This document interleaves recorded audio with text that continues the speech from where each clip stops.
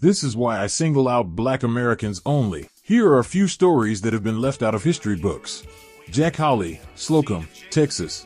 Meet Jack Holly, a prosperous black landowner in Slocum. He owned a general store, a granary, a dairy, part of a bank, and several hundred acres of prime land in Slocum. The family worked the land and businesses their father had produced from his land.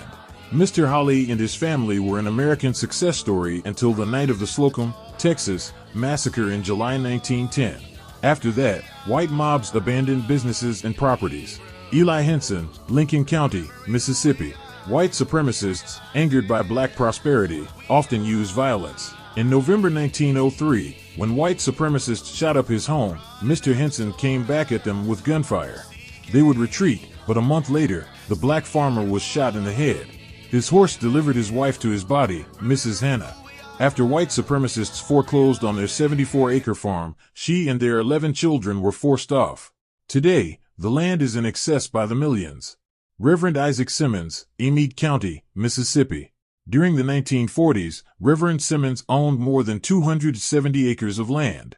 He worked his land with his children and grandchildren, producing crops and selling the property's lumber. In 1944, white supremacists lynched Simmons so they could steal his land. Holmes County, Mississippi.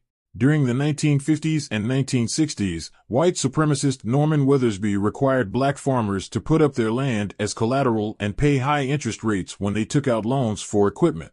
Loans with high interest on purpose. When black farmers missed payments, Weathersby took their land. He died, leaving more than 700 acres to his family, according to estate papers and court records retrieved. The majority of the force came from black farmers. No black freedmen history.